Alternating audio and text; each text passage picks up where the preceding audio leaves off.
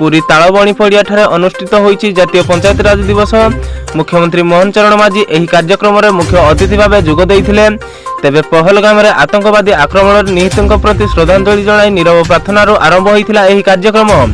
शास्त्र और शस्त्र धरी आतंकित आक्रमण जवाब दियाजिबो बोली मुख्यमंत्री निज भाषण रे कहिथिले। गाँ हसिले देश हसिबो ग्राम पंचायत विकास रोड मैप प्रस्तुत होइछि। पंचायत रे 50% महिला संरक्षित रखा जाइछि।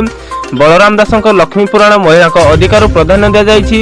1997 मते सरपंच हेबाकु सुजोग मिलिथिला। लोकंक निरंतर सेवा पई राजनीति पाठ सरपंचरू अध्ययन करिथिले। 2026 सुधा गाँर सबु घर को पानी एवं रास्ता जोगाई दिया। प्रधानमंत्री आवास योजना 27 लाख लोक घर पाइथिबा बेले आउ 26 लाख लोक घर पाइबे। 7550 कोटी व्यय अंत्योदय गृह योजना अति गरीब लोकंक गृह पाइबे। 6 लाख लोकंक राशन कार्ड देवार व्यवस्था करा जाइथिबा बेले 4124 कोटी टंका व्यय बराद प्रति ब्लॉक रे मिनी स्टेडियम निर्माण करा जिवो बोली कहिसंती मुख्यमंत्री मोहन चरण माझी। नजर पकाइबा परवर्ती खबर उपर 3 कोटी गरीबंकु मिलिबो पक्का घर। प्रधानमंत्री नरेंद्र मोदी बिहार रे जातीय पंचायत राज दिवस कार्यक्रम रे जोग दैथिले। एही समय रे मुख्यमंत्री नीतीश कुमार, बिहार राज्यपाल आरिफ मोहम्मद खान, केंद्र मंत्री राजीव रंजन सिंह एवं अन्यान्य नेता तांको सहित उपस्थित थिले। एही समय रे प्रधानमंत्री ओम शांति कही श्रद्धांजलि जणाई अभिभाषण आरंभ करथिले। या परे मोदी कहिथिले जे पर्यंत भारतर गाँ मजबूत हेबो नाही से पर्यंत भारतर विकास होई परिबो नाही। पंचायत राज व्यवस्था रे महिला को 50% संरक्षण देवा बिहार रो प्रथम राज्य एवं एहा ही सामाजिक विकास रो प्रकृत उपाय। एथिपाई सरकार मिशन मोड रे काम करूछि। बिहार रे एसएसजी महिला को 1000 कोटी टंका सहायता दिया जाइछि। राज्य रे 57 लाख गरीब परिवार को पक्का घर दिया जाइछि। सेहीपरि आगामी दिन में देश में 3 कोटी गरीबों को पक्का घर मिलिबो बोली कहिसंती प्रधानमंत्री नरेंद्र मोदी। नजर पकाइबा परवर्ती खबर उपर आउ एक कठोर कार्यानुष्ठान नेले भारत। पहलगाम आक्रमण पर भारत सरकार आउ एक कठोर कार्यानुष्ठान ग्रहण करिसंती।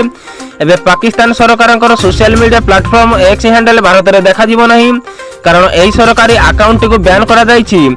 सूचना योग्य एप्रिल 22 तारिख मंगलवार अपराह्न किछि आतंकवादी भारत स्विट्जरलैंड कुआ जाउथुवा बैसारनर पर्यटनक उपर आक्रमण करिथिले। पहलगाम अल्प दूर रे अवस्थित बैसारनर आतंकवादी माने पर्यटनक नाम एवं धर्म पचारिया पर सेमानकु गोली करिथिले। एही आतंकवादी आक्रमण रे 27 जन पर्यटक मृत्यु होइथिला। एही आक्रमण रे 3 जन आतंकवादी पाकिस्तान थिबार प्रमाण अछि। एही समय सरकारी पाकिस्तान विरोधी कठोर निष्पत्ति नेबा आरंभ करिसंती। सरकार सिंधु जल चुक्तिनामा को वर्तमान बंद कर दैछंती। गत 23 तारिख में प्रधानमंत्री मोदी अध्यक्षतार सुरक्षा संपर्कित कैबिनेट कमिटी एही निष्पत्ति नैछि। एबे पाकिस्तान सरकार सरकारी एक्स हैंडल को बंद कर दिया जाइछि। नजर पकाइबा परवर्ती खबर उपर श्रीमंदिर सुआर महासुआर निजुगर कड़ा निर्देश। दिघा जगन्नाथ मंदिर रे प्रसाद रांदिले हेबो बासंद। श्रीमंदिर सुआर महासुआर निजुगर कड़ा निर्देश। दिगारे प्रतिष्ठा हेबाकु जाउथुवा श्री जगन्नाथ मंदिर रे उद्घाटन उत्सव रे केही सेवक रहिबेनी।